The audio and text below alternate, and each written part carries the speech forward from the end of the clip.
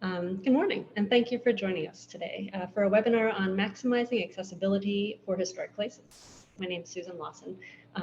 Just a few weeks ago, I started at the Arizona State Historic Preservation Office, SHPO, as their architect. It's my pleasure to introduce this next installment of the Preservation in Place series, which is a partnership between SHPO and the Arizona Preservation Foundation.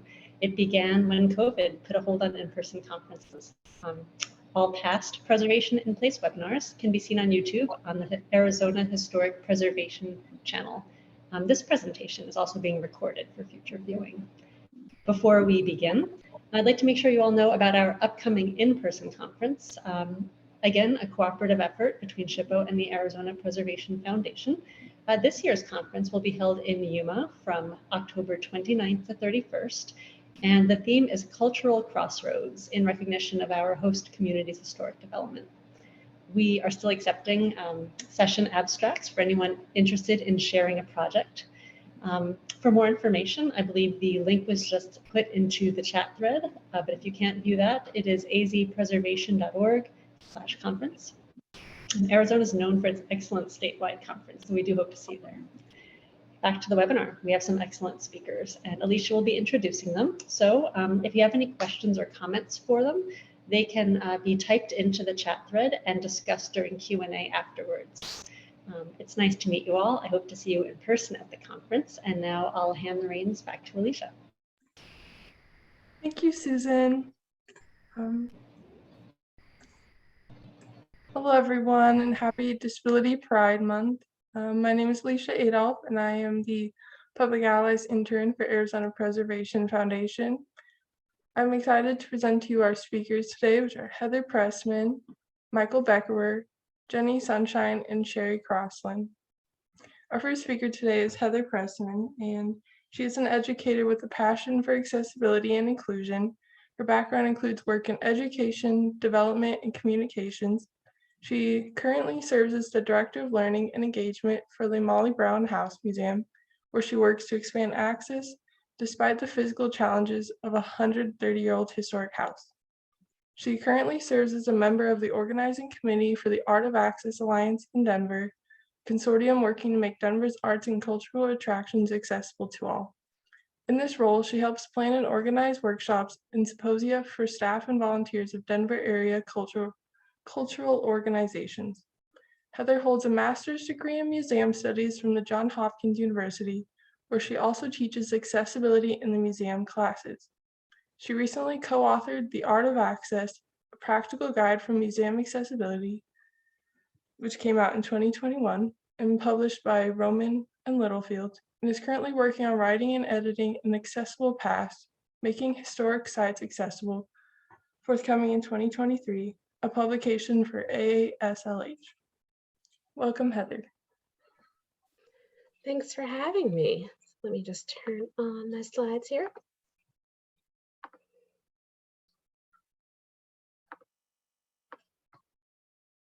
All right, let me know if you guys can't see those, but otherwise, we'll get started. So I, like Alesha said, I am the Director of Learning and Engagement at the Molly Brown House Museum in Denver, Colorado. So I'm joining you guys from my home. I am a white woman in my early 40s. I have short brownish grayish hair.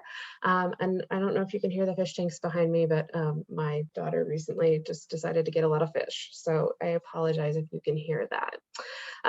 For those of you who aren't familiar with the Molly Brown House, that is what is pictured on this slide. This is the front of the house. It is sometimes called the House of Lions. There are a couple lions out front.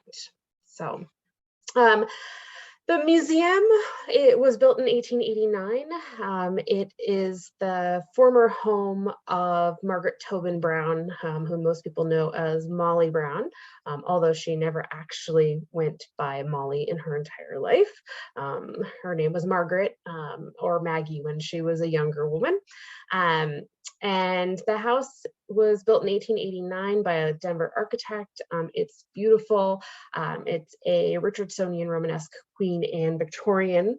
So as you can imagine, it has a lot of stairs. There are stairs to get up to just even the door of the museum. There are multiple levels of stairs within the museum, including the basement level of the home. It is a 4-story home, and because we are a historic house, we obviously do not have an elevator. Well, our historic house does not have an elevator.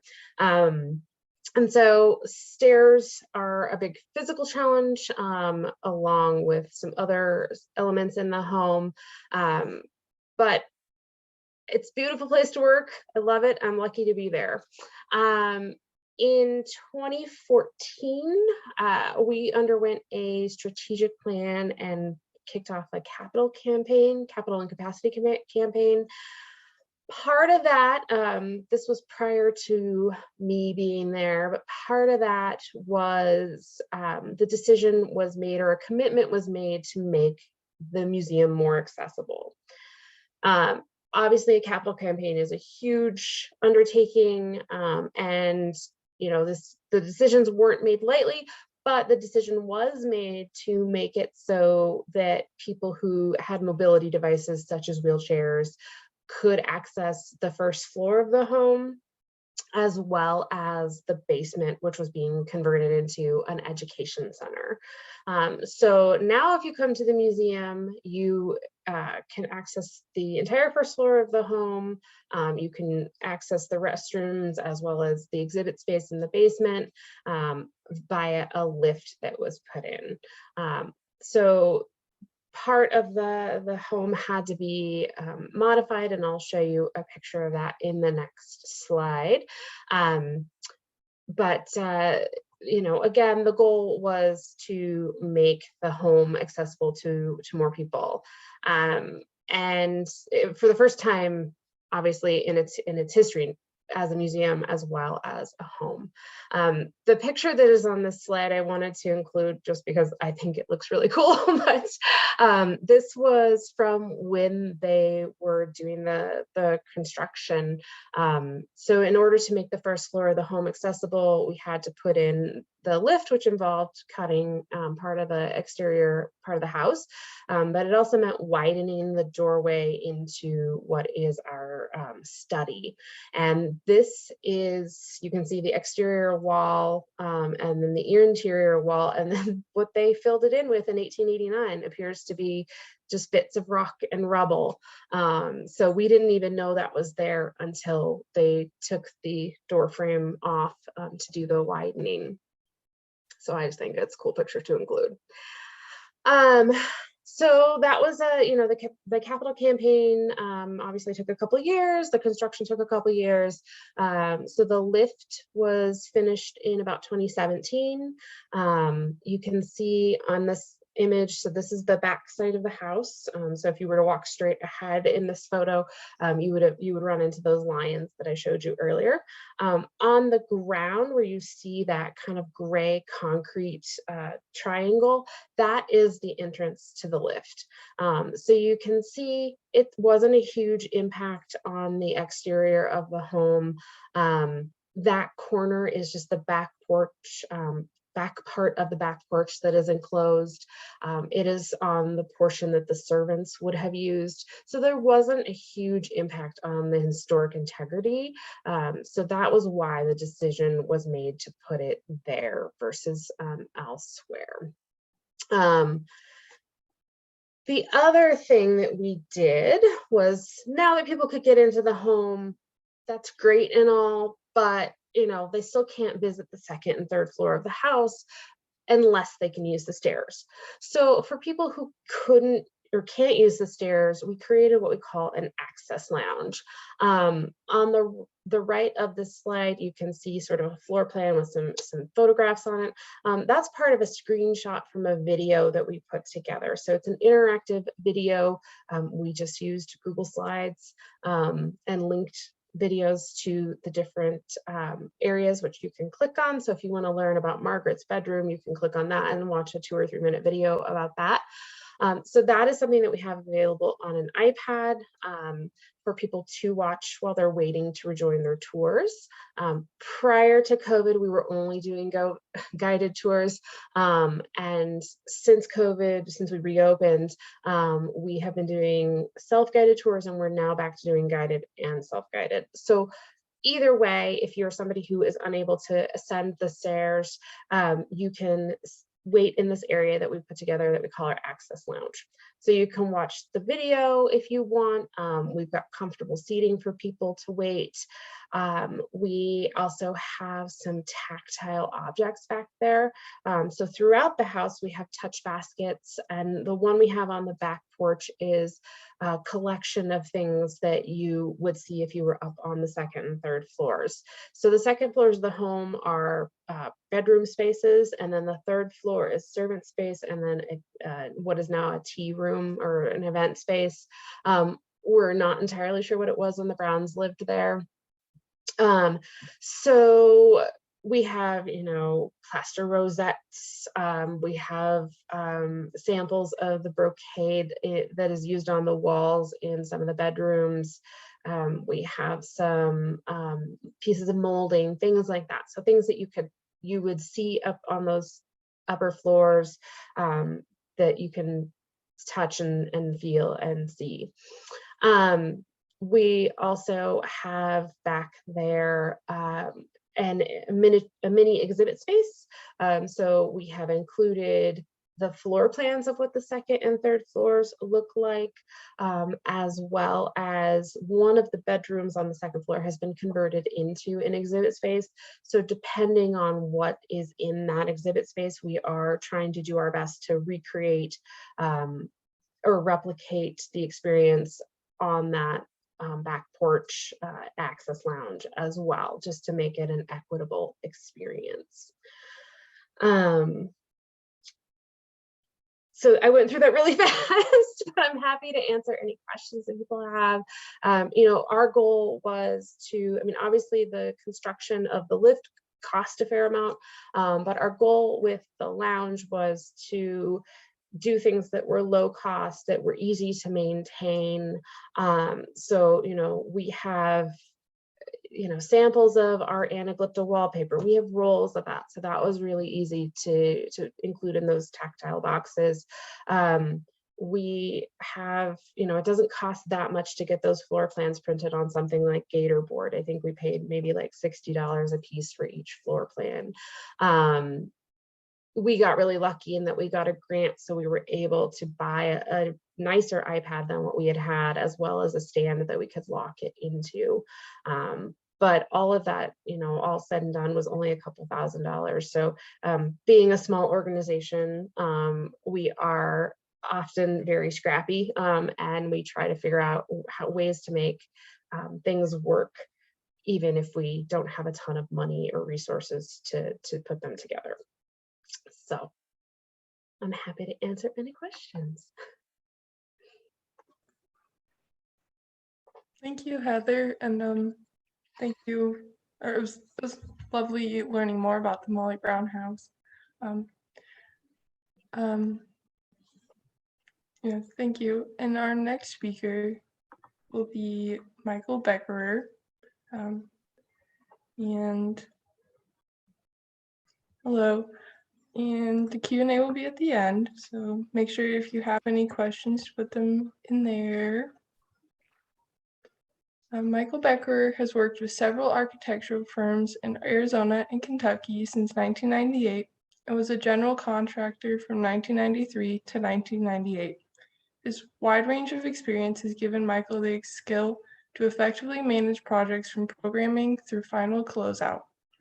He has focused primarily on public work for most of his career, completing a wide range of projects from higher education, public safety, and public works. He enjoys working with clients to understand their process and uses this understanding to inform various design solutions to support the client's vision and project goals. Michael joined Swaim Associates in 2016 and became a principal in 2019. He's been managing the renovations at the Tucson Convention Center, which includes the complete restoration of a Garrett Expo mid-century landscape that is on the National Register of Historic Places. He also formerly served on the Tucson-Pima County Historic Commission on the Plans Review Subcommittee for several years. In addition, he was on the team that wrote the Sunshine Mile Urban Overlay District, in which they included several incentives to encourage preservation of contributing properties. Welcome, Michael. Great. Thank you very much. Appreciate it. And thanks everybody for tuning in today. So I'm going to just go through a couple of projects from my that I've worked on in the past. Let me share my screen. There we go. Again, Alesha kind of covered my background. I got a Bachelor of Architecture in '93 from University of Kentucky. I worked in Lexington for Omni Architects for several years, moved to Tucson in 2004, and currently a partner with Swam Associates.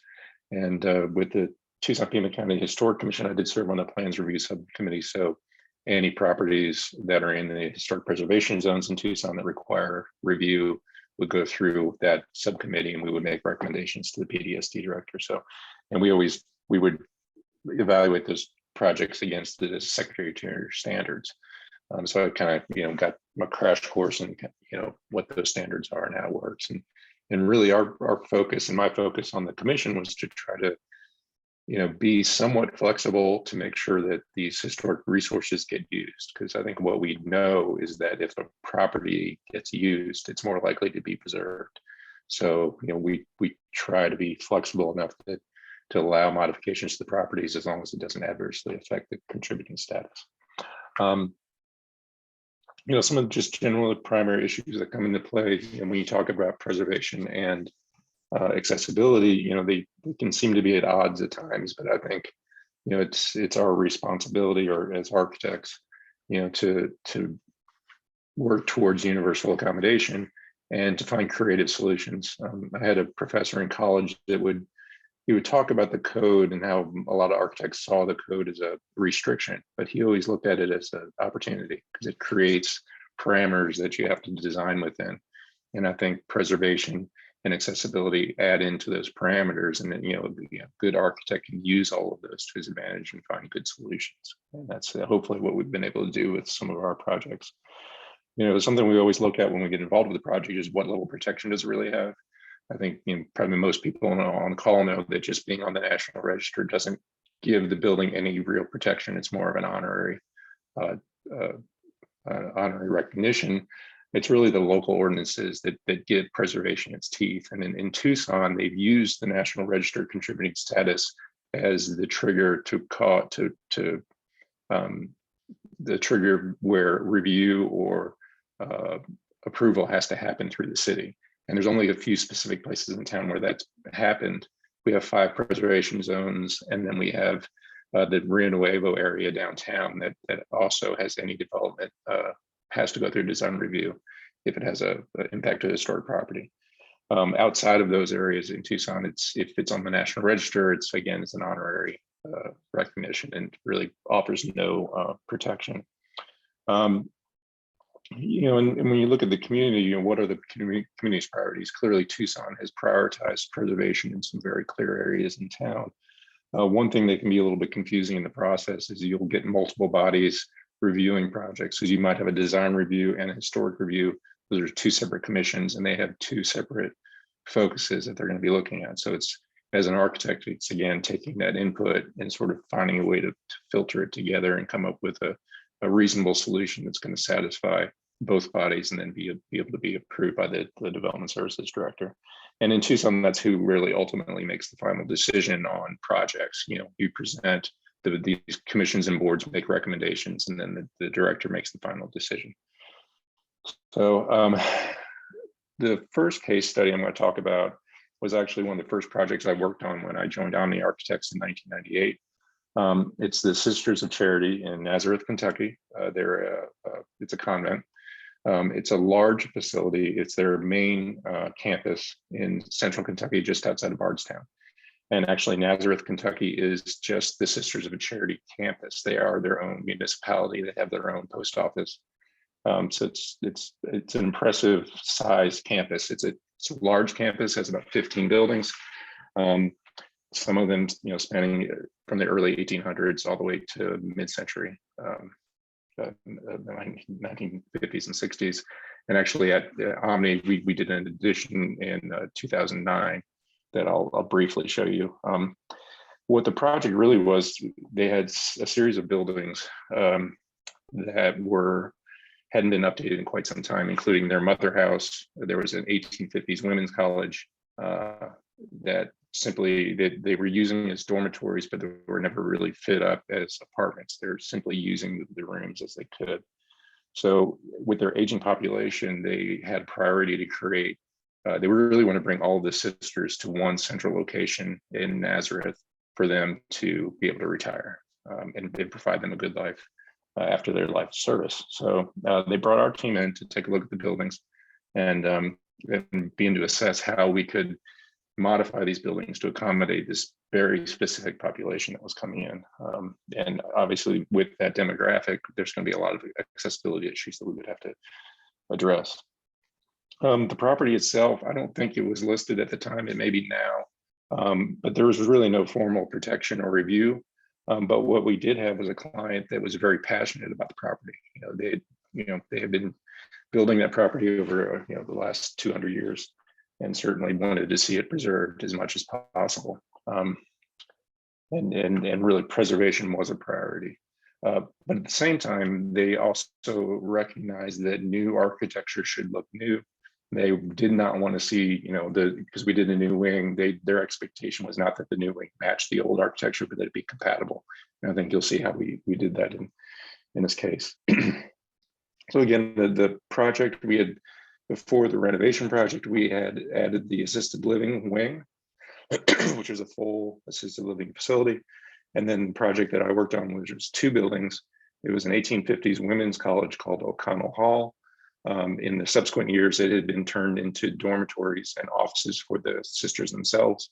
And then the second building was the 1920s Mother House, which the same thing, it was used primarily for dormitory style living and offices for the sisters' business. The Mother House was built in the 20s. It replaced a previous Mother House that had built in the early 1800s that had burned down, but certainly was significant on its own. So it was really a full renovation of both buildings. They just had, over the years, just all these utilities, running down the corridor. There was a bundle of Cat 6 wires, big as my leg. And they really wanted to clean all this up and create a really comfortable environment for the sisters as they retired. This is the site. It's a large site. You can see a whole complex of buildings. The 2 buildings we'll be talking about today are this one. This is O'Connell Hall. This is the 1850s Women's College. This is the Mother House here. And then this, the flat roof, white roof building, L-shaped, is the addition that we did for the assisted living facility. Some of the other buildings, they have several basically housing types that they built on site that they offer for basically low-income housing and people that need help. They can come in and stay there with them. They have a cathedral on site that we did some minor HVAC repairs, and then there's the rectory where the priest would live. It was an interesting project because despite the age of the buildings, they took very, very good care of them. So really the envelope of the 2 existing buildings, we made very few modifications. We did add storm windows. We did not replace the windows because they were in good condition, but we placed storm windows to give a little more energy efficiency to the building. These are just some photos of the context. So on the left, this is the Mother House as it stands. This was the cathedral. This is another shot of the front of the Mother House. This is the front door for the Women's College, O'Connell Hall. It has these great sort of Venetian style windows. And really, it's all load-bearing masonry, timber construction. It was all original. When we got, it was interesting that the sisters had the original drawings from 1850 that they gave us to look at, and they were actually, it was linen, which none of us had ever seen. It was pretty fantastic. This is the back of the Women's College. It's interesting, the front of the buildings, they painted white. The back of the buildings, they painted red. There's clearly some idea about using color to distinguish the sort of front door versus back door spaces of the building. They had gone in and added air, wall or window units for AC. It had no central air, obviously, which is something that we ended up adding. The campus does have a central plant, so we're able to use that and minimize the equipment that actually went into the building. This is the rear view of the addition that we did for the assisted living. And again, we kept the brick colors. So we have more of the tan white color on some of the brick, and then the red brick as well. But we have some modern materials, but we tried to break the building down to have the same scale and feel of the original. You can see in the background here, that's the cathedral, and then the backside of the mother house here. From the front of the complex, you cannot see this building at all. It's completely screened by the church itself. So we'll just walk around. We're coming around the side.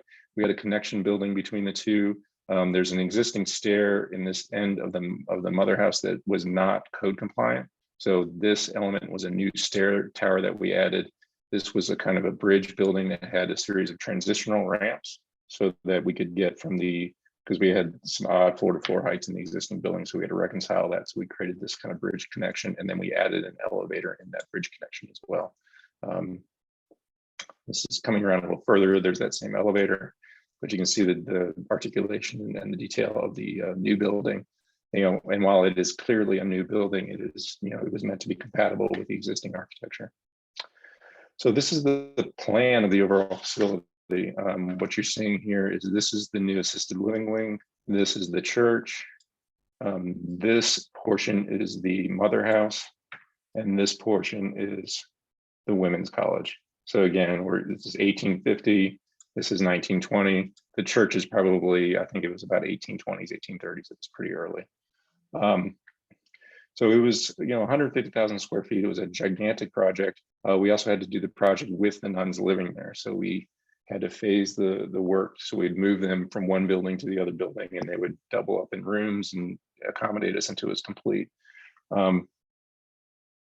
Just briefly before I look at that, I want to just show this piece again. So again, part of the accommodation for accessibility was to create, we needed a code compliant stair, but then also the elevator to provide accessibility upper floors. And then, we really needed to design this ramp building to provide, a sloped walkway that would be accessible as well. So, juggling all of those priorities to kind of fit this together, and then also fit within the architecture and the feel of the campus.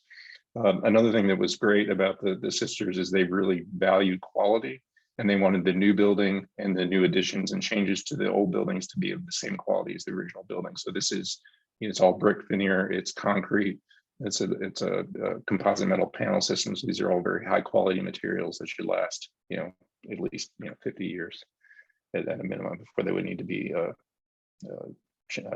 addressed. Back to this, again, this is the drawing of the existing building.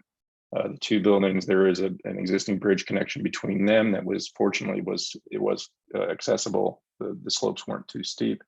What you're seeing here, I'm zooming in on just O'Connell Hall, which is the women's college. I kind of focus on that. This is one of the upper floors before we did the renovations. And what you can see is, for instance, this area, that's 4 bedrooms that share a hallway.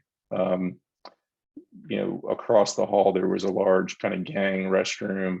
This was a room full of sinks. This was a room full of lockers. So the sisters would keep some of their personal possessions there. And there was a room full of tubs here, and same thing back here, a room full of bathtubs. So they were it was a dormitory style communal living. And the administration of the order decided that's not really the level of quality they wanted for their sisters in their retirement. So they asked us to go through and redesign all of these floors to accommodate 1 and 2 bedroom apartments. And actually more than that, some up to 4 bedroom apartments, but with their own kitchens, their own restrooms, are really, a much different standard of living. So this is the renovated plan, and of the same floor. So what you can see is, for instance, in this wing that used to be the room full of bathtubs is a 2 bedroom apartment with a living room, a kitchen, and an accessible restroom. Where the other restrooms were, there's another 2 bedroom apartment here. The existing masonry walls remained. We worked within those, but we removed all of the added walls that had been put in over time, because many of these rooms would have just been large open dormitory sleeping rooms for the women's college when it was originally built, but the sisters had added those previous partitions. So we worked within the existing envelope. This is a common laundry facility for them, but really it was, creating these series of discrete apartment units for them. We also added an elevator, and we chose to set the elevator outside, and it was done in a more contemporary language because it was clearly an addition to the building. It was clearly something that they needed, though, and it's not something that would ever be removed. So it was a modern addition. Clearly, it was a new piece in the overall campus, but again, it was compatible with the existing architecture. Just wanted to show one of the details. So this is one of the ends of the wings of the women's college. And it was one of the primary entrances, and it was previously just a single door. This is in central Kentucky, so the winters can be fairly harsh. The summers are very hot and humid. They asked us, they want to create an airlock entry. So we, again, outside of the building, created a small entryway that has concrete and brick, precast concrete as well. So it's, again, a contemporary addition that's compatible with the existing architecture and creates that airlock vestibule to kind of help with their energy bills and the sustainability of the campus. And then a couple more just quick shots. This was the courtyard of O'Connell Hall. They wanted to have some kind of gazebo. So this is, again, a new structure that we designed and had constructed in the center of the courtyard. And they gave us, this was the original bell that they would use to call the sisters to meals, because this was a working farm in the 1800s that the sisters would work. So they would ring the bell and that would bring the sisters in. So they wanted to show that bell off. So we created this kind of sculptural piece to hang the bell on that sort of celebrates that past. So, with this project, it was really about, creating these new pieces that would be compatible and would serve the functions that the sisters needed and make sure that the facility was fully accessible, and really gave the sisters a level of comfort that they hadn't had on this campus before. So the second project, as Alesha mentioned, I've been managing the restoration of the renovation of the Tucson Convention Center. And for those that aren't familiar with Tucson or the Convention Center, it was built designed in the late 60s, built in the early 70s. It was an urban renewal project.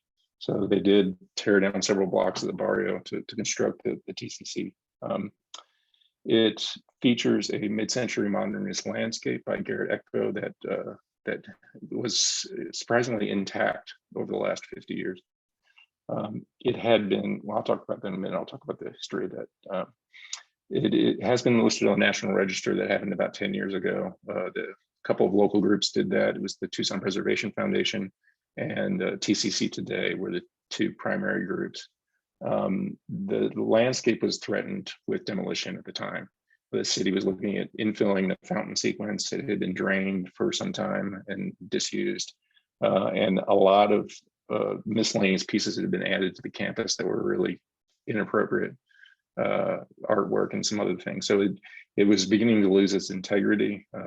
The original benches were gone. Some really terrible steel benches had been put in. There's lots of things that happened, and it became clear it was threatened. So through those efforts, it was listed, and it is in the downtown area, which once it's listed as a contributing property, then it has real protection under the City of Tucson Unified Development Code.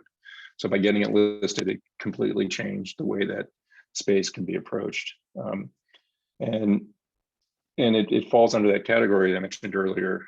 Any modifications to that landscape then would have to go through the Tucson-Pima County Historic Commission Plans Review Subcommittee for review and recommendation before any modifications could be made. So it effectively stopped the degradation in the campus. Unfortunately, the city had not been caring for the campus in general for some time, and a lot of just neglect had taken over, and it was in pretty bad shape.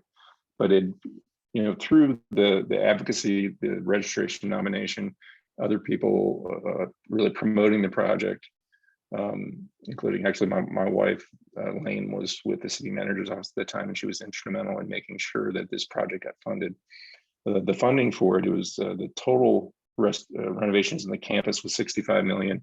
There was $8 million dedicated to the historic landscape, and so that funding There was some resistance. The actual owner of the campus is the Rio Nuevo district, which is our local TIF district.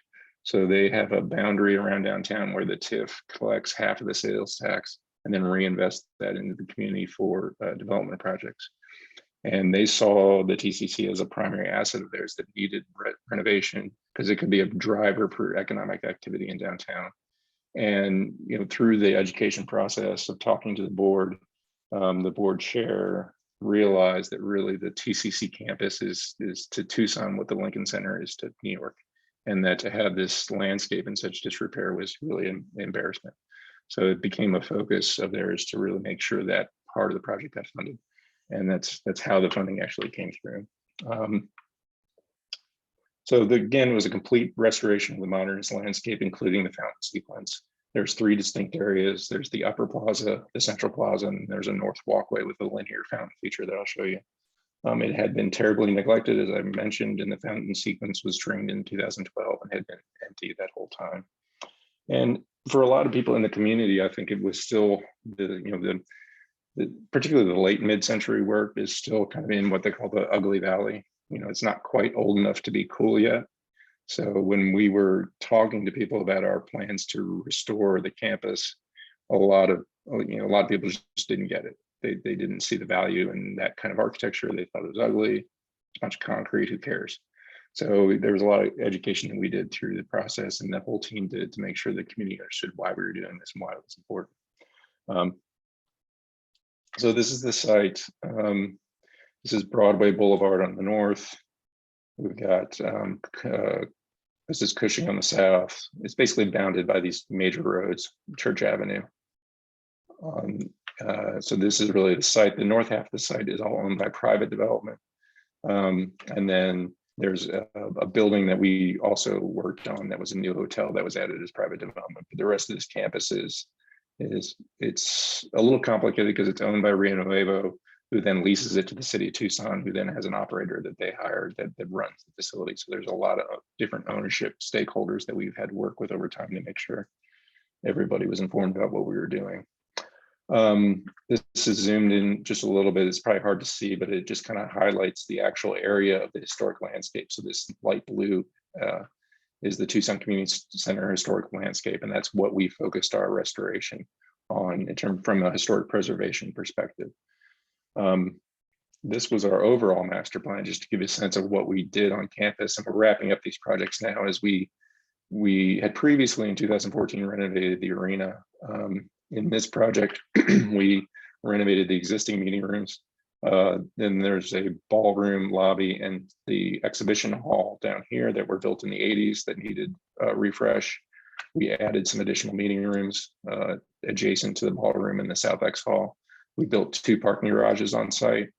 We renovated the music hall, which was, again, one of the original pieces from the 1970 construction. And then we did a little bit of work in the Leo Rich Theater, which was built at the same time. And then this green area that you see is the area of the restoration of the landscape. These 2 gray areas, this is the Flynn Apartments that was just completed. It's, I think, 300 luxury apartments. And then this is the old Hotel Arizona. Our firm is working with them to restore that and get that open again for another 300 rooms on campus. This is zoomed in a little bit just on the landscape itself. This is, again, the upper plaza. You come around, you go down a series of steps into the central plaza, which is where the main fountain sequence is. And then this is the linear north walkway. The fountains are really clustered kind of in the center of the central plaza. And then there's the linear fountain that's on the north walkway. And I think the best way to show some of the things that we did on this campus is to kind of walk through a series of pictures that I can explain, because what we ended up doing was very few modifications for accessibility. What we really did was spend a lot of time studying what was there, what we had to fix anyway, and make sure what we put back would add to the accessibility of the site.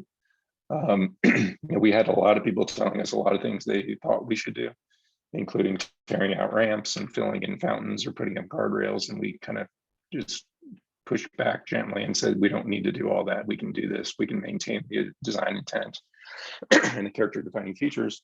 and still be accessible and safe. And so that's what we did. So this photograph is from Church Avenue. We're looking north towards the landscape. This was the new parking garage on Lot A. This was a new structure. We did a vertical cable system to promote the vine growth. So eventually this will just be a green wall, and this landscape will grow up to give a canopy of shade as you walk along the streetscape on Church. Oops, wrong way. This is you're entering the campus. This is an extension of the same walkway we were just on. These are all new trees that will again eventually create a canopy. And then there was a grove of trees in the upper plaza over here. We replaced all of those. They were a Ruslantia, which is an invasive species, and they had they were 50 years old, but they'd run their course, and the root system had torn up the paving. So we replaced those with actually live oaks. So these will take some time to mature, but once they do, they're going to provide a really great shade canopy over that central plaza. All of this paving was all pulled up and replaced. It was just in terrible condition, and was creating some of our accessibility issues because of the uneven pavement condition. Again, we're moving further into the central plaza. You know, one thing we maintained were these original light fixtures, but they did not provide the kind of lighting that was necessary to be safe. So you can see here, maybe right there is one of the added poles, but we try to add a whole series of very discrete poles that would supplement the lighting, create the safe lighting levels, but not interrupt the flow of the landscape. Because again, when it comes to accessibility, a lot of times people just assume it's about wheelchair access, but there's a lot of different types of accessibility issues, whether it's vision or hearing or just general mobility outside of just wheelchair access. So we really tried to think about this comprehensively and make sure we were covering all of our bases. This photograph kind of shows the challenges we started to see. So you can see these stair sequences that were coming down from the upper plaza to the central plaza. And then this was an existing ramp. So again, one of our approaches was to very carefully study the existing conditions. And what we determined was this ramp. So that photograph is taken from right about here, looking this way.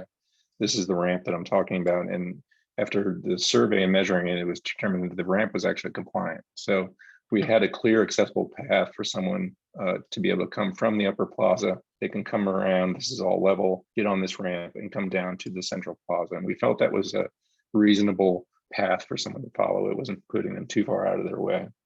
So this is a photograph of that ramp. It comes down, it does have the proper landings.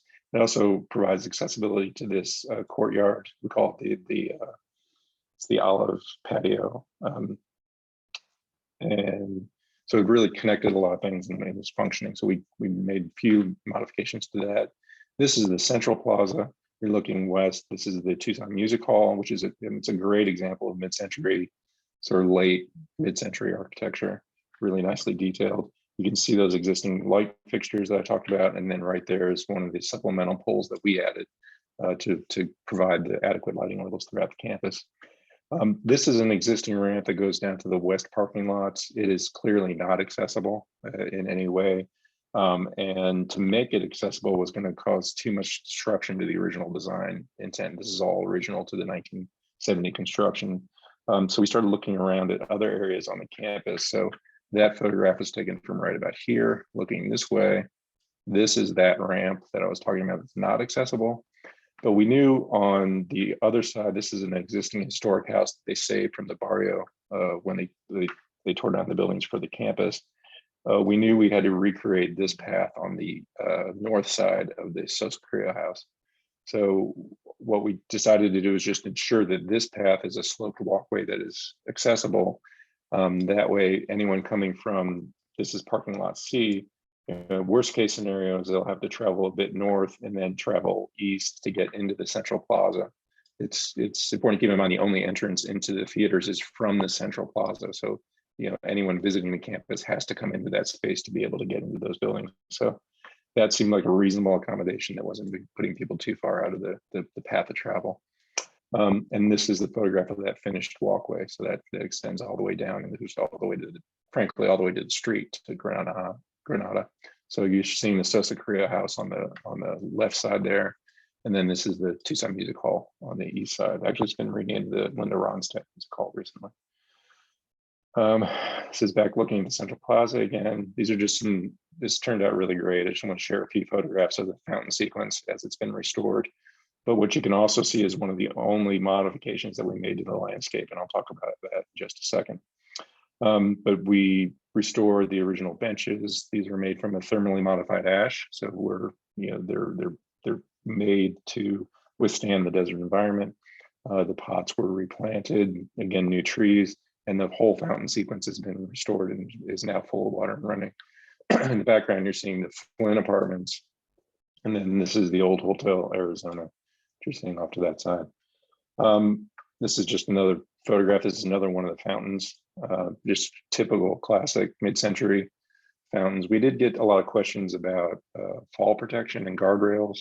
And so we did some due diligence, looked at other fountain sequences around the country. If you look at particularly the Lovejoy sequence in Portland, they have some fountains that are far taller and would be a lot more concerning than what we have. So I think once we started showing people kind of what other municipalities were doing, and also the fact no one's ever really been hurt themselves in these fountain sequences, so, we were able to not start to add a bunch of extra features to this campus in that way. So this, I'll talk now about the only modification we actually made. So on the right side, this is Church Avenue, and what we anticipate is across Church Avenue over here is Ochoa Street, which had a lot of improvements done to it. And we're expecting to see a lot more foot traffic come onto campus between these two buildings. And previously, when someone would get to this point for accessibility, they would either have to come around to the north to this ramp, which isn't technically accessible, and then come down into the Central Plaza to get to the Music Hall, or they would go south, have to go all the way around this grass area, come through back to the north, and then get into the Music Hall. And we felt that was a little unreasonable to send someone that far to get into the Music Hall from the east. So in 3 locations, here, and here, we added some ramps. And we're essentially looking at 3 different elevations. This is the lowest, this one's in the middle, and this is the highest. So these ramps come down to this area, and then this ramp brings them down to this area. And that gives someone clear access from the east to get to the Music Hall. It also, we had good accessible connectivity north-south through the site, but east-west, it was not as good. So this solved a lot of those problems as well, to make sure that people, as they move through the site, they're going to be able to get across safely. And this is what those look like. Previously, these steps extended over to this retaining wall. So we just simply added the ramp sequence in there. We made the railing distinct because it is a modification of the landscape, so we weren't trying to match anything else going on. And then this is looking at the pedestrian path that we're talking about. So this was one of the other ramp sequences that we put in, and then we mirrored it on the other side of the circular stair just to keep it symmetrical and also provide accessibility if someone were to come down this path. So that was really the only modification we made to the entire landscape. And then just briefly, I want to show a few photographs. This is that north walkway. It has this really great linear fountain sequence with these kind of peephole obelisks. There's the benches that we reinstalled as well and put all new landscaping in.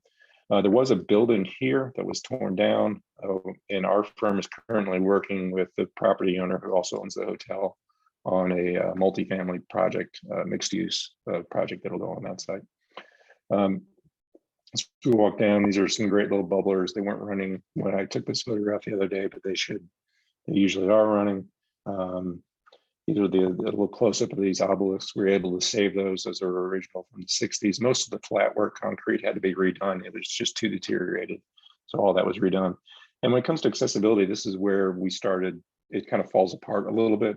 This ramp goes over Broadway. The buildings you see are the county administration buildings, and city halls over there as well.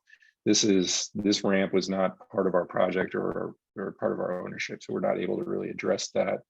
This is another fountain with an art wall. Behind that is a stair that takes you down to Broadway. It's about a 20-foot grade difference. So the problem on the site that still exists is when you get down to this spot, if you have mobility issues, you have to backtrack, which is not ideal.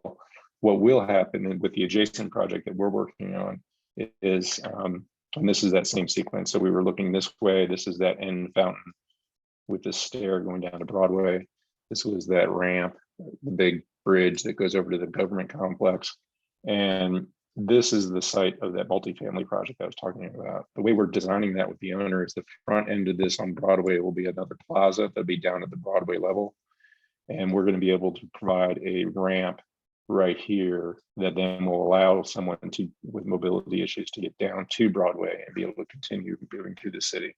So we're with the next project that we're doing near the campus, we'll be able to solve this last problem in the accessibility sequence of the site.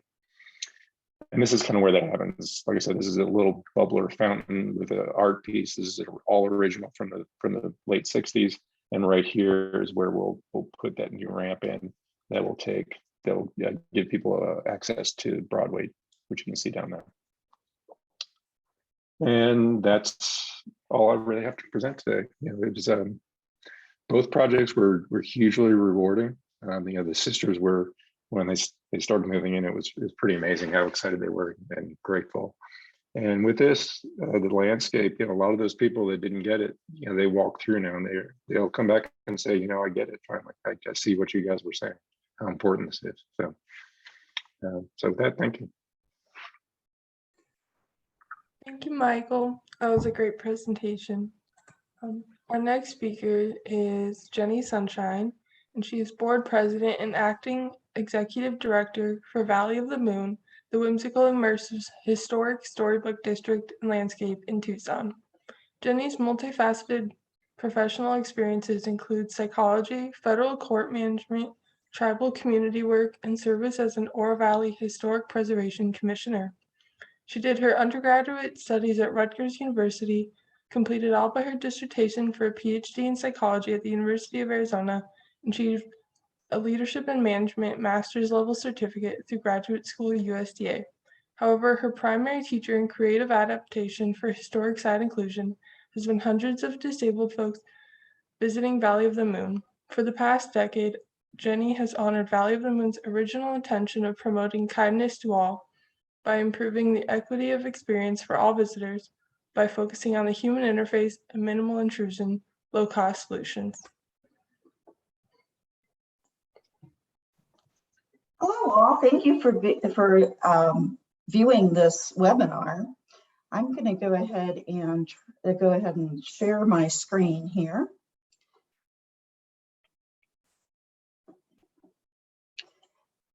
Oops, and start from the beginning would be good. There we go. Valley of the Moon was created in 1923. And at that time, although some of the participants at Valley of the Moon had their own mobility issues, we didn't have the same kind of regulations that we do now. Valley of the Moon has whimsical structures. Here's a good example of one.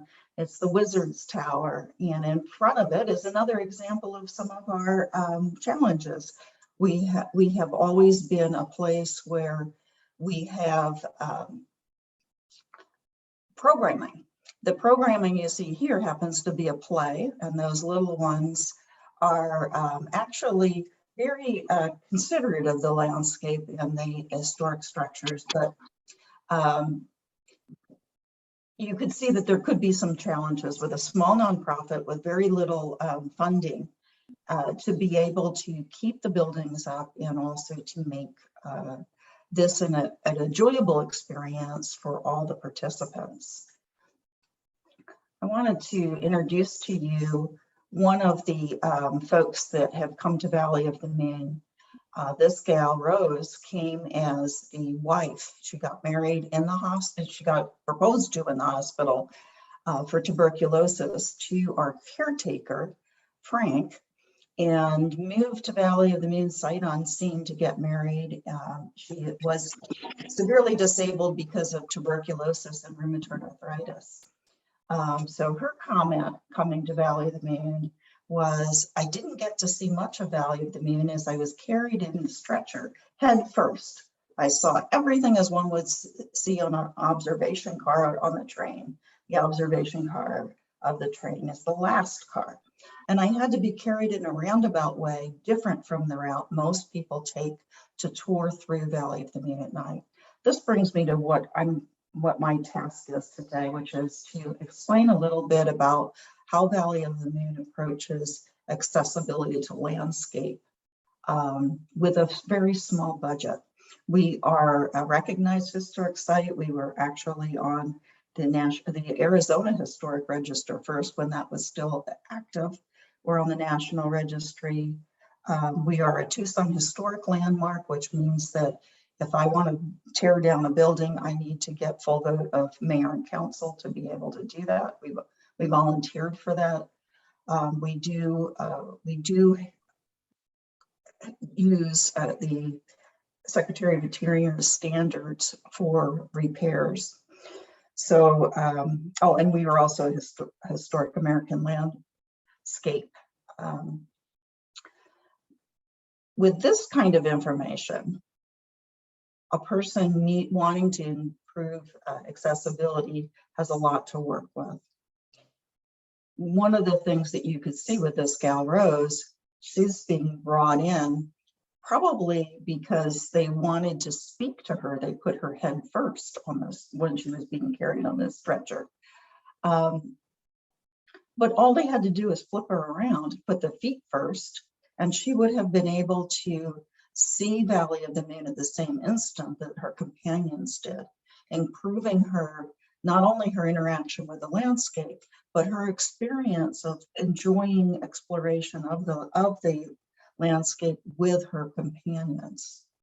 So she also shared, and this is in a 14-page letter we were so fortunate to get, that after she had spent some time in the places where she could get to, she indicated that her wheelchair is too wide for the paths that wind through Valley of the Moon, and there are stone steps ever so often too.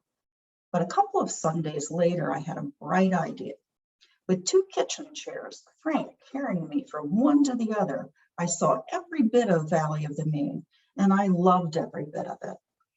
That kind of solution may not be what we would do today. I wouldn't be putting kitchen chairs out every few feet and carrying guests from one to the other, but I do want to honor that sense of exploration and problem solving that can come from communication with the people who are experiencing the limitations.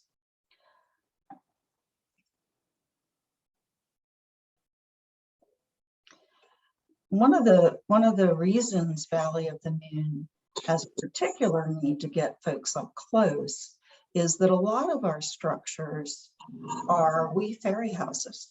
You know, they are best enjoyed actually from child height because that's the way they were designed. So if you're in a wheelchair, that's not too bad. But if you're far away, it really does create a problem. Some of the tricks that we've used across the years, first of all, is my primary strategy is to ask, listen, and explore alongside those folks that we want to improve access for. One of the things what we'll do is when we sell tickets for events, we'll always ask, are there any mobility limitations? And if there are, what are they? What kind of concerns do they have? If people call up and they ask, I want to see your site, but I'm concerned about, do you have this sort of pathway? Or we'll listen to what those experiences are and share them. When we do know that somebody has mobility impairment or other limitations, we assign a volunteer to go with that person to help them navigate some of the pitfalls that we have. Those folks are also trained by experience. So when we have one person doing a tour with a differently abled group, we'll go ahead and add some volunteers so they get a lot of experience on people who do it, with people who do it well. The other thing that we do is we have a formal training feedback component, which is our differently abled cadre. These are a group of volunteers that sport wheelchairs and canes and all sorts of different mobility issues, including just slow walking. That can be a big issue. When you have a place that does theater with the historic buildings as the backdrop. And those folks are able to assess or any kind of new proposed pathway or change to how we move people through the environment. And they'll be able to give us information before we try it with unsuspecting folks from the public.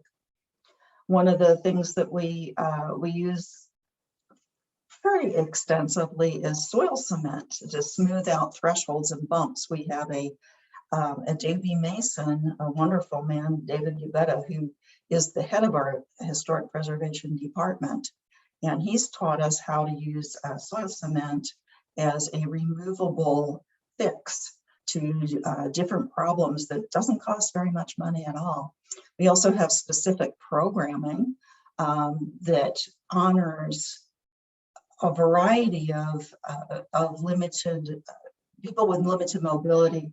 So every play that we have the American Sign Language student interpreters show up from the graduate program to sign for that performance. We'll generally have several performances, several presentations of the play throughout the night, and there will be the sign language interpreters at every one of them, which provides a great opportunity for learning for the students.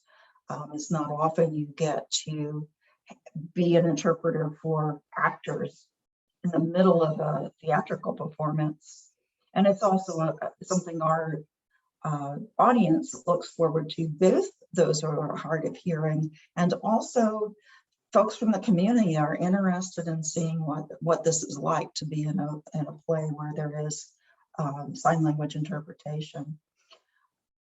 We have used decomposed granite throughout our facility when we've had the money to go ahead and make repairs. Here's an example of the decomposed granite. The pathways in the north end of the property have been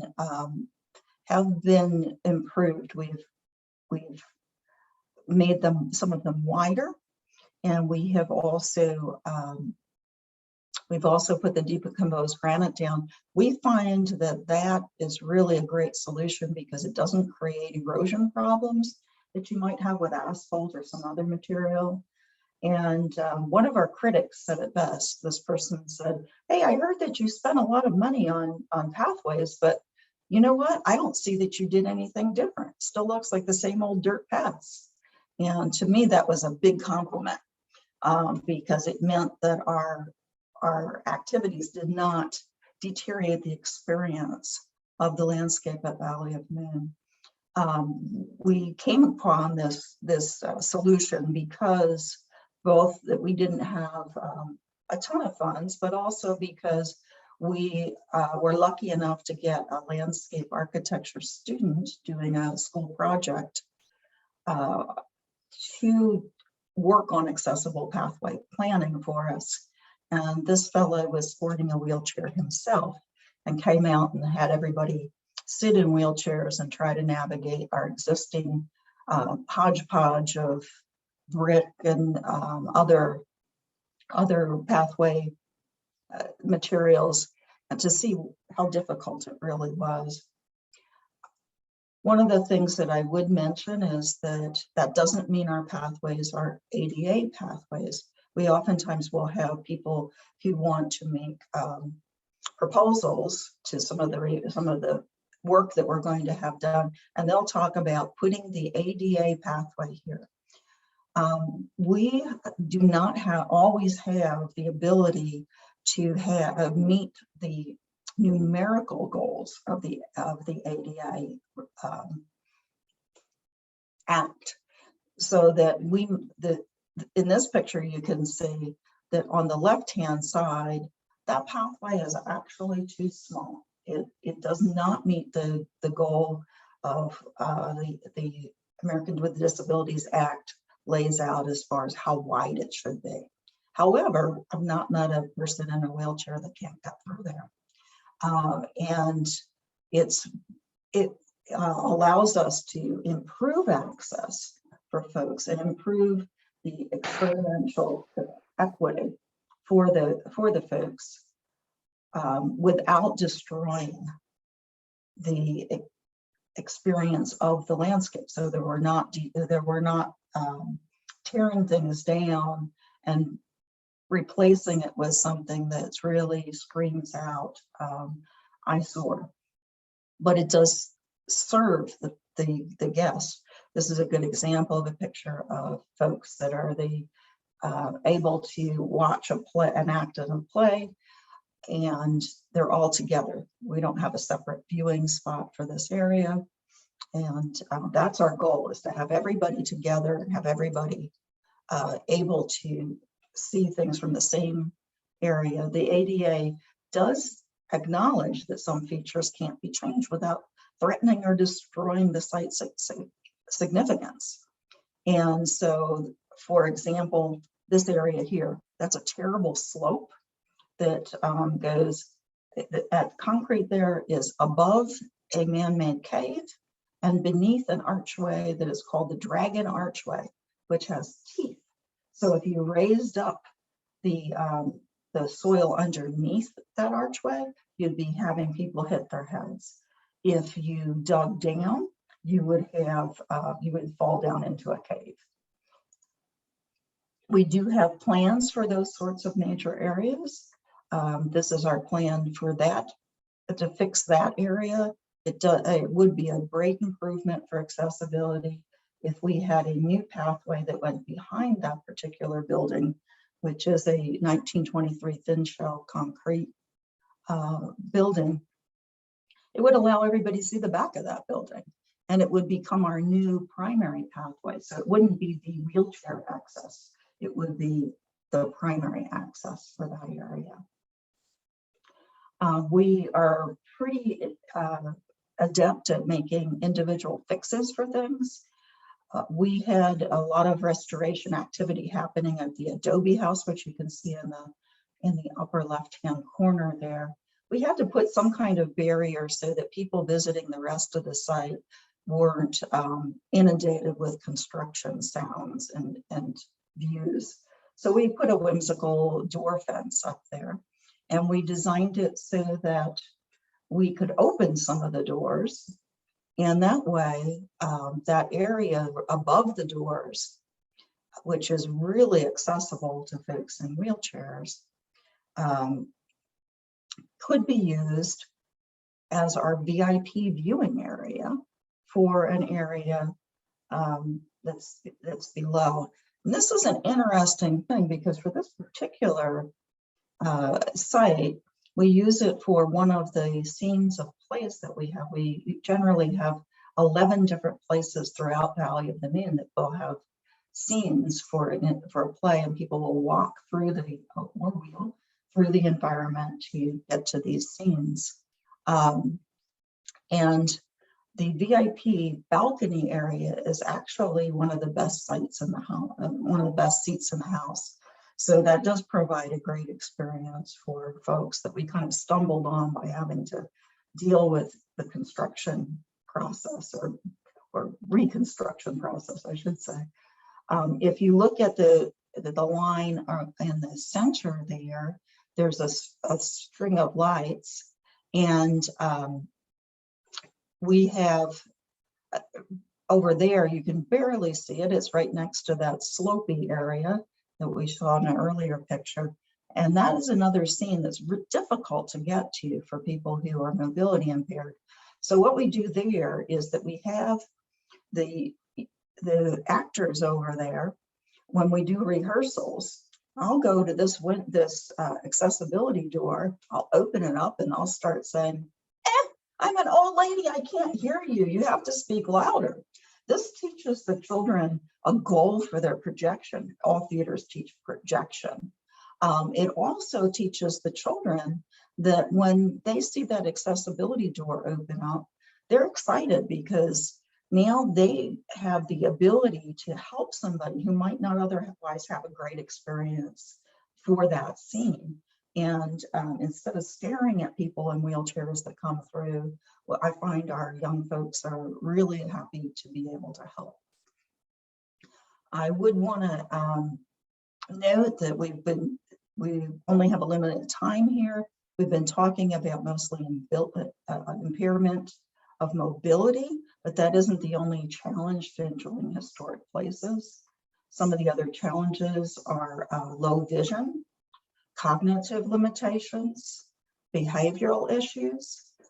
In particular, we have some people who need to have special days that we have sensory reduction, so people are not overwhelmed by huge crowds and that sort of thing. If you have a non-reader, you're not going to want to put a walking tour pamphlet in their hand and expect that's going to be helpful. Age, both young and old, people that are being carried or need a stroller can sometimes have difficulty accessing the landscape and the buildings. People who are hard of hearing may have difficulty with tours.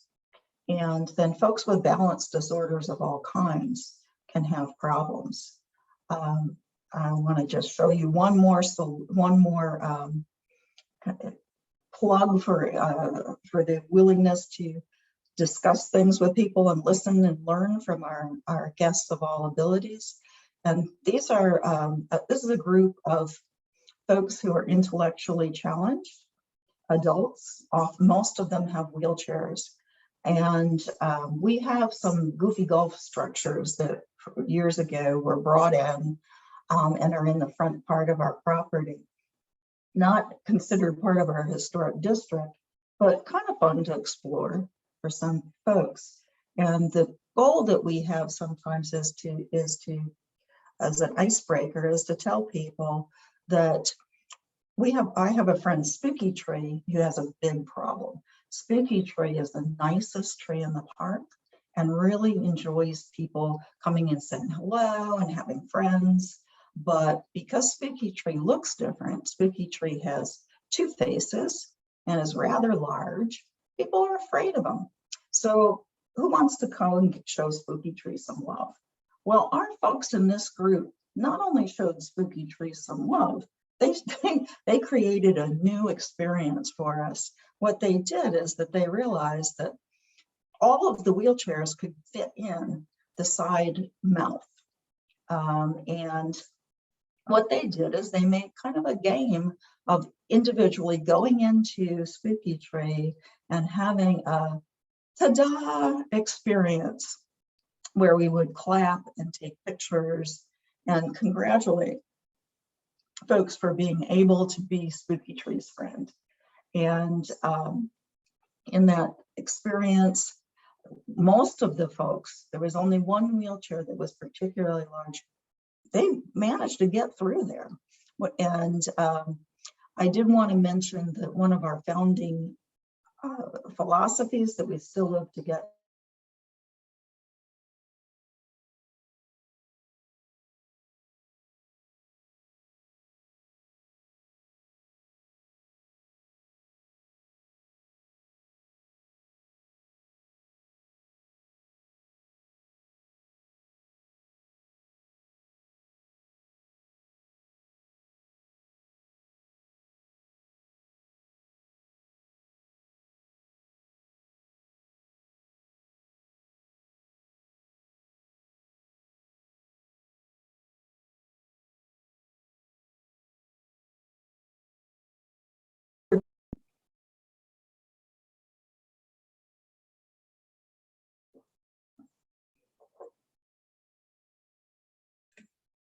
Thank you, Jenny.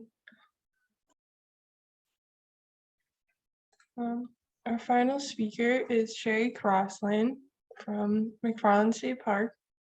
And Sherri works to promote the businesses of Florence, as well as their surrounding communities, ranging from home-based to large corporations, regularly connecting with people via in-person, telephone, events, social media, and news outlets on an ongoing basis highlights her role.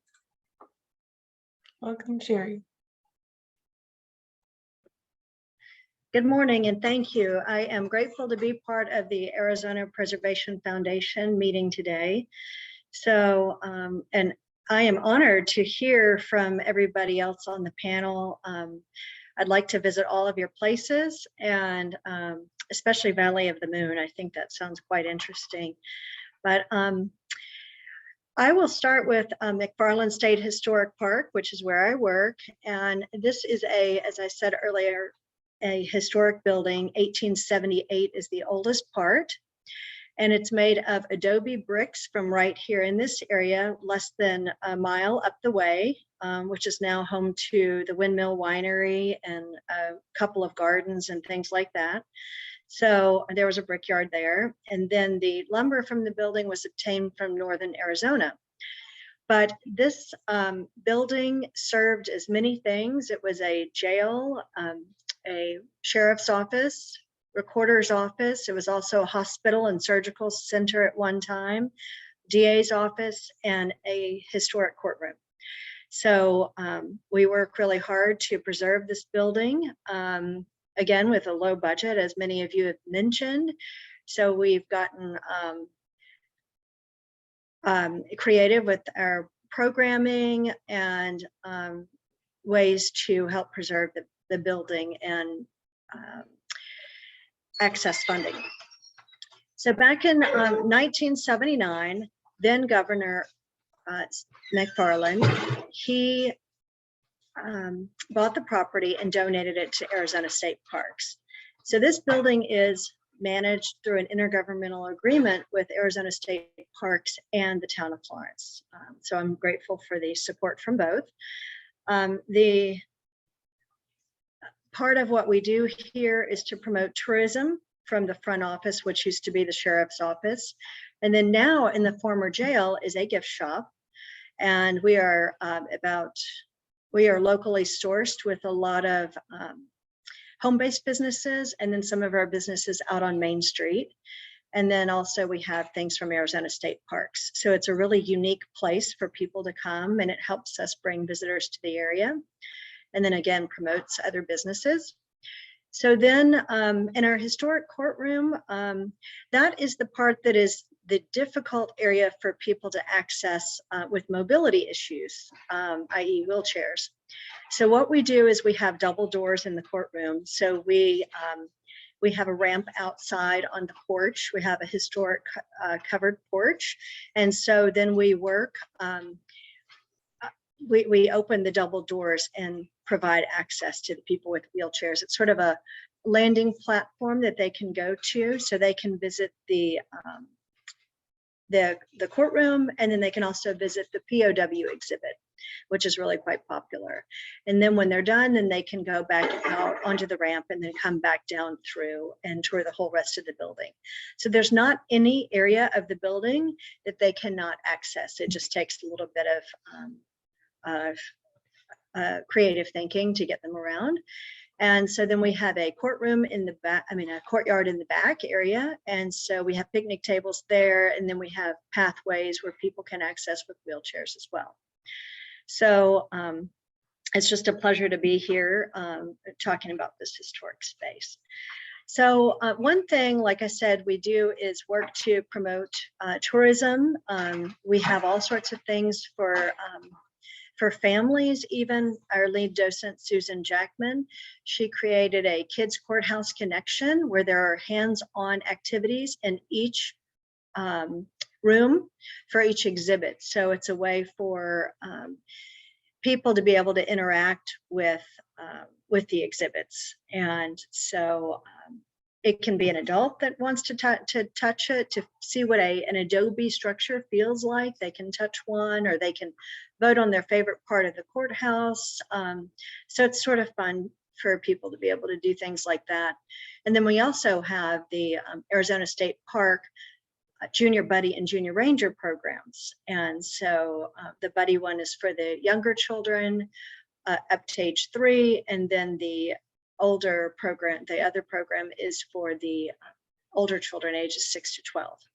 So we are always thinking of ways to bring people of all ages and all abilities to our historic park.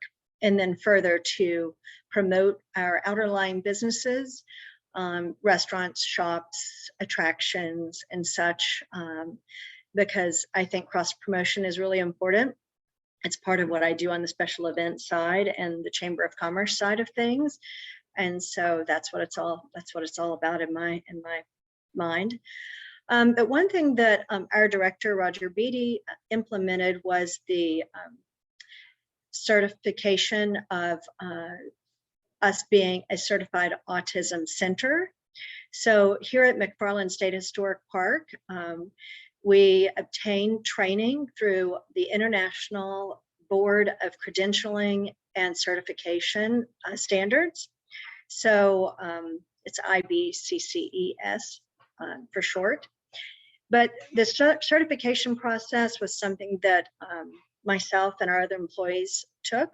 We had to sign up online. We completed the application, obtained the online training. There was an exam. Then the IBCCES board approves it, and then a certification is issued. So I'm really grateful that we led the way in becoming the first certified autism center in our area. So there are, in addition to Mcfarland State Historic Park, the Greater Florence Chamber of Commerce, and then there was another business in town, the Old West Homebrew Saloon. So they also obtained the designation. So there are some other businesses in town where some of the employees have obtained the training and certification, and that is Bucks for Style right here on Main Street. They're a consignment shop, so they see all kinds of people. The Rail Tree Ranch, that's another local business in town, another family-run business. And so they've obtained the training. Pinal County Historical Museum, some of their individuals have obtained training. Florence Copper, right up the road from us, the town of Florence, and ASU, some employees from ASU. So I know it won't end there. Oh, what the heck happened? What happened? Hello. I don't know what happened just now.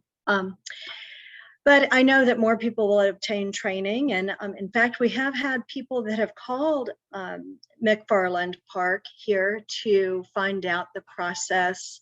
And so we direct them to IBCCES so that they can obtain the training and get answers to any additional questions that they might have. So the purpose of the autism and cognitive disorder certification is important because when individuals with autism come to us, it is important to remember that they may be sensitive to touch, to sight, to sound. And so it is something that is beneficial if we're aware of, just to make their visit more comfortable and welcoming. So part of my background before I came to Mcfarland in the Greater Florence Chamber of Commerce is in the school district. I worked preschool to high school as a teacher assistant. So I've worked one-on-one with children of all ages. And part of what we did is I took some of the students that I worked with to art classes, to lunch, to basketball games, to physical education. And so the nice thing about it is I got to see students of all ages, types, and abilities interact with one another. And it was important to participate together in all sorts of social interactions. So I learned a lot. I don't know a lot of sign language, but it was really beneficial for me to know some of it, because a lot of times if someone has a sensory sensitivity, then it is talking less can be important.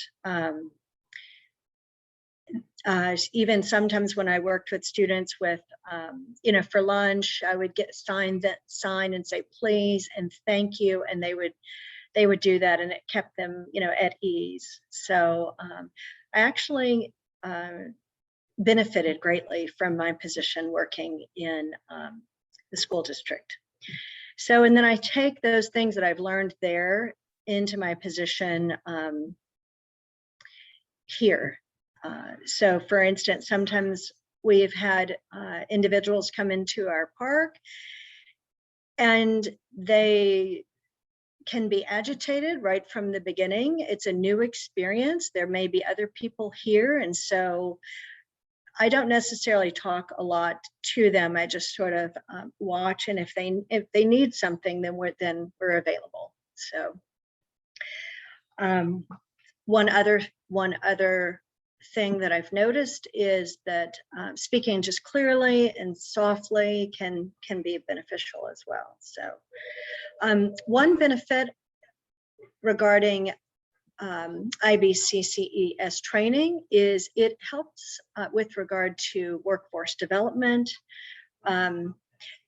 So I believe that people with developmental disabilities benefit places like our park, and we all have different needs, different abilities, and so having jobs for people that have varied interest, I think, is important, and that's part of what we can do here. So I think that's all I have at the moment, but I did want to mention one thing about the IBCCES has a tourism site. So that's a way for families to be able to say, hey, who has the designation, and where my children feel comfortable. And so that's another thing. I think that's a nice benefit to working with IBCCES. So I've learned a lot just in listening to everybody speaking, especially regarding Valley of the Moon. I like what you said about the pathways. I know everybody's working with budgets, and just thinking of, you have to look big picture, like you talked about the dragon ceiling. I don't know that I remember it correctly, but people coming in at first glance may not know why you do things the way that you do. And I think that's part of, the benefit of you being there and of having experienced and working with a lot of different people in environments. But it's important to know how you got around those issues or what you've done, I think.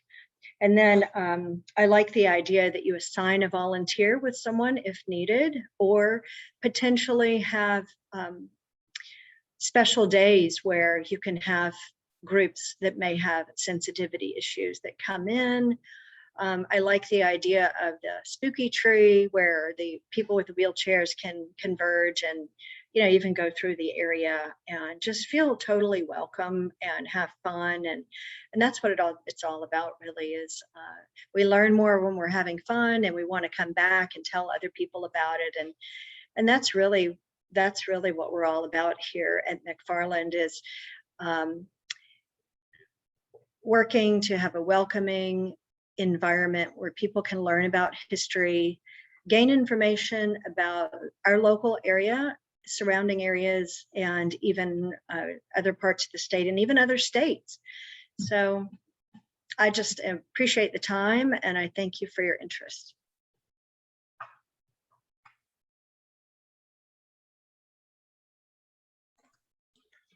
Thank you, Sherri. We will now start our Q&A. So if anyone has any questions, be sure to put them in the chat. We do have a few in the chat here, and the first one is for Heather, and it says, what has been the reaction from the public regarding this type of access? I mean, it's been good. Like I said, prior to adding in the lift and creating the lounge, people who used mobility devices weren't able to get into the house at all. So now people, at least when they call, we can say, yes, you can get into the house. And it's also just been a nice place for people, because I mean, we being in Denver, we're high up, and so we have a lot of out-of-town visitors who just aren't used to the elevation, and so sometimes trying to make it up those 3 flights of stairs is just too much, especially if they're elderly, and so a lot of people who may not have a disability or may not consider themselves to be disabled will also use the space as well, so it's been well received. Thank you. Our next question is for Jenni. It says, do you have any special tips related to guests who are autistic? I could go on with that for a very long time. We have, first of all, it would be to recognize that it is the autistic spectrum. So when we talk about guests who are autistic, we are talking about a real range of folks. I look at folks who come to my facility in a, I have to admit, it's kind of a predatory way. I look, who can volunteer for what?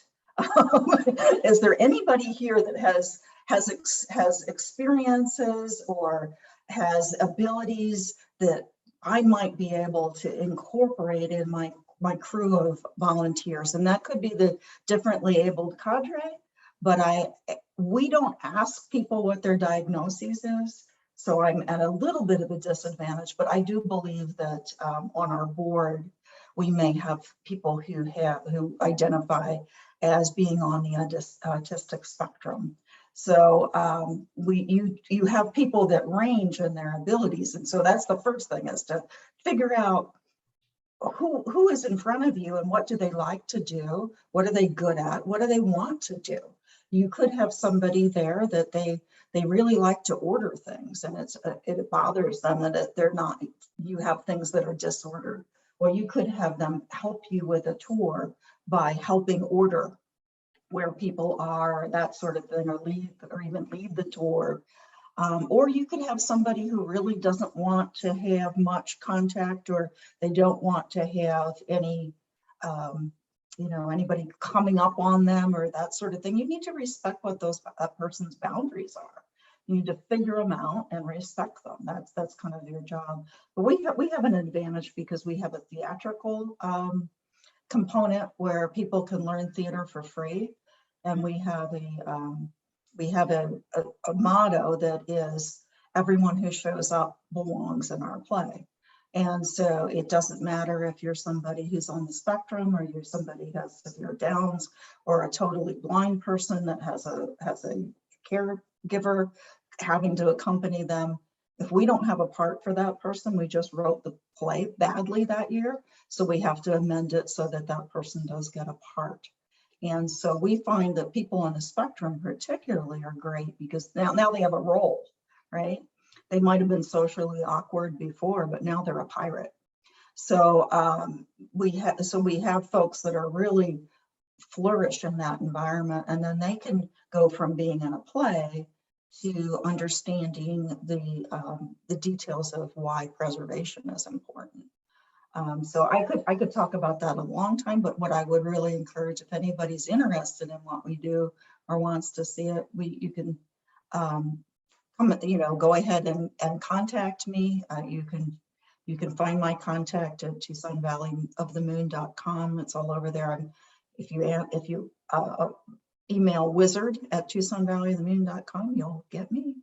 And set up a time. You can come out, and I'll be glad to show you around, or talk to you about when we have a public access day that would be important for you. Thank you, Jenni. My next question is, because of budget constraints, most historic sites must prioritize their projects related to maintenance and accessibility. How have you approached this issue? Could you share with us what was worked and what also hasn't? And that will be open to everyone.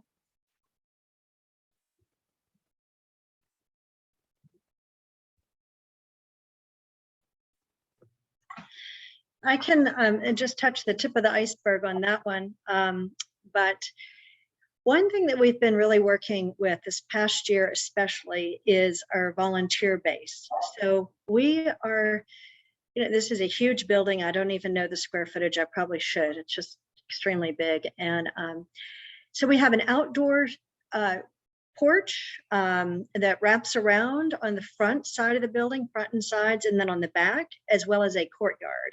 And then of course we have the interior spaces where we have furniture and stuff. So really our building needs regular maintenance of furniture, cleaning, dusting, organizing, sweeping, all of those sort of housekeeping issues.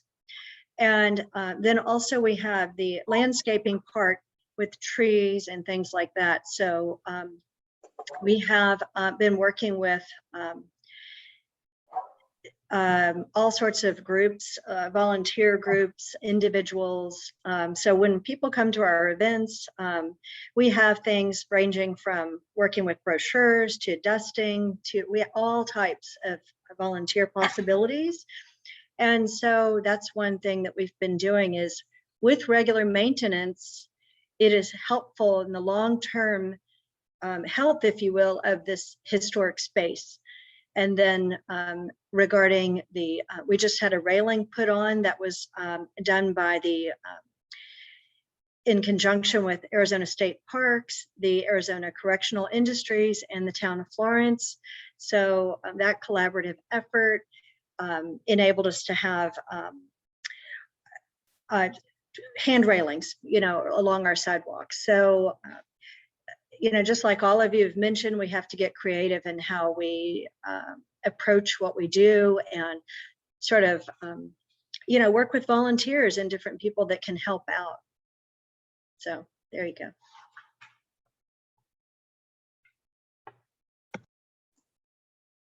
I guess I could answer a little bit too, as far as prioritizing accessibility. I have to admit the bleak truth that when we look at our buildings, as much as we love our differently abled folks and do everything we can to help them, when we have a situation where we have a preservation need, where if we don't do the work, the historic fabric is going to be lost, that has to come before either safety or accessibility, because we can rope off areas and say unsafe to cross, but if they become destroyed, we'll lose them forever.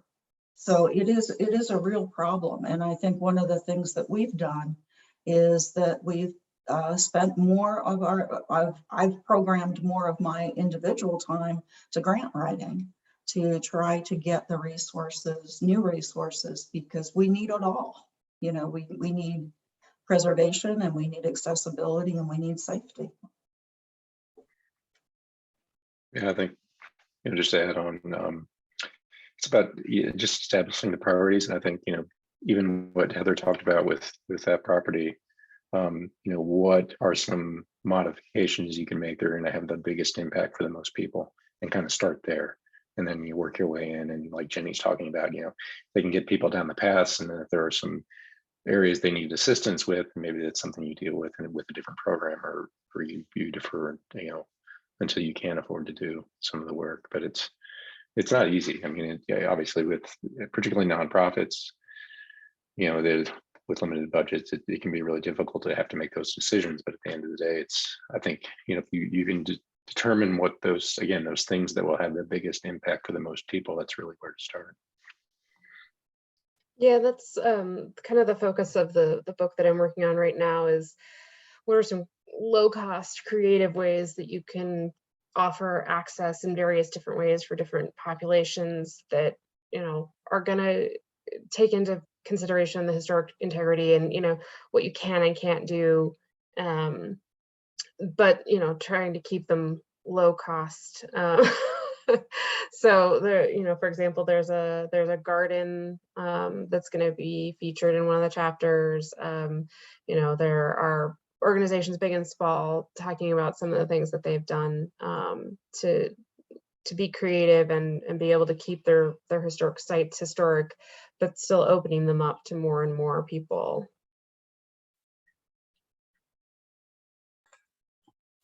Thank you. Our next question is also open to everyone. And this was also slightly touched on already, but could you share one strategy that you have used to assess accessibility that you consider essential to the process?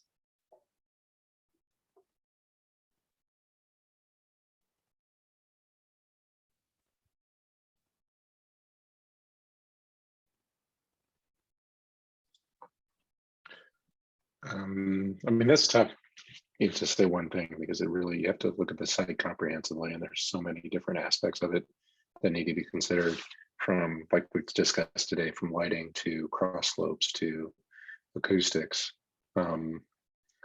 It's, you know, I don't know if there's any one strategy. A lot of it just depends on the site and the conditions and what it is you're trying to achieve. So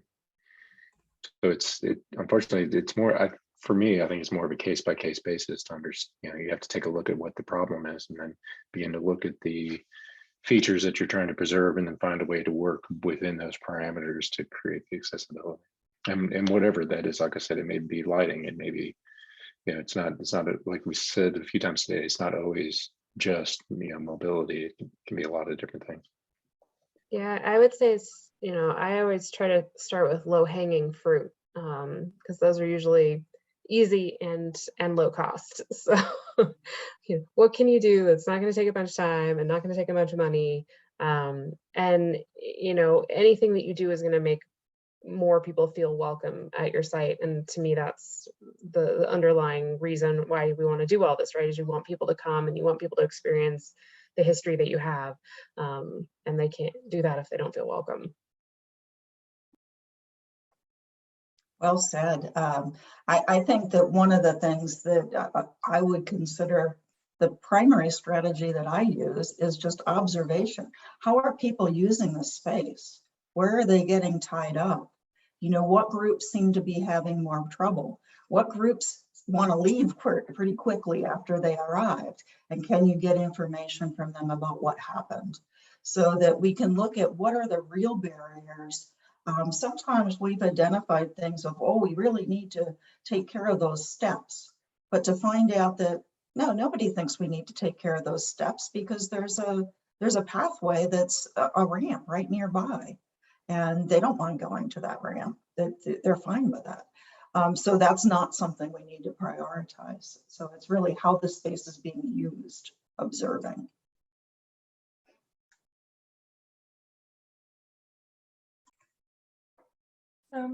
One question. This is for Jenni. You're currently working on a condition assessment. How do you plan to use the assessment as a tool to accomplish needed maintenance and increase accessibility at Valley of the Moon? But that's a great question. I love that question. We invested in a condition assessment, the comprehensive condition assessment. It's really difficult to explain how the challenges that you have when you have 23 structures that all need attention. They might be a wee little fairy house, or it might be a garden with a wall. A lot of what we have is thin set concrete. We have some very knowledgeable friends of Valley of the Moon, but they're not there to do the work of shoring up a wall that's ready to fall down. And it's kind of overwhelming when you don't have that much money and you have a lot of repair needs to be able to figure out what comes first. We're also looking at the joy of approaching our 100th birthday next year, and the sincere goal that we need to be there another 100 years. So that accessibility, that condition report is giving us information about what can we do. It's not completed yet, it's not published yet, but it's giving us information about what can we do hands-on with our volunteer staff. What's important? What are the priorities from a professional standpoint of what we need to do first, So we can focus fundraising and we can focus grant activity and we can document what our needs are. That is not just, geez, we'd really like to fix this pathway, that we can be specific about what the costs are and the needs are. So for us, it was a big investment to invest in a planning document. There was a comprehensive planning document, but we're hoping that that's going to get us through. It's going to be the beginning of a real huge effort on our part to stabilize all the buildings for long term. It also gives us something to use with our history guardians. We're using the site steward model that they do in archaeology, where people go and visit sites and document them and take pictures and let people know if there's vandalism or other problems. We're using that model to both train youth and also to give us the documentation we need. It is not infrequent that we say, hey, is that crack getting bigger? Or I didn't think this was a problem before, but it's kind of looking that way now. So if we have a youth that we have trained to become an expert on a particular structure, and they'll come out and they'll document it 4 times a year. And then we'll have little conferences for our history guardians to talk about what we're going to be doing. So the condition report is part of that as well. We're going to be using professional documents like the application for the National Registry, our house survey, and our condition report to teach the children, where are we now? What is our start place? And I'm hoping that that's going to encourage young people to become more interested in preservation as a whole as they start presenting to the community what their work is. So it's multifaceted. It's, I think, a very wise investment, although it wasn't easy to make it.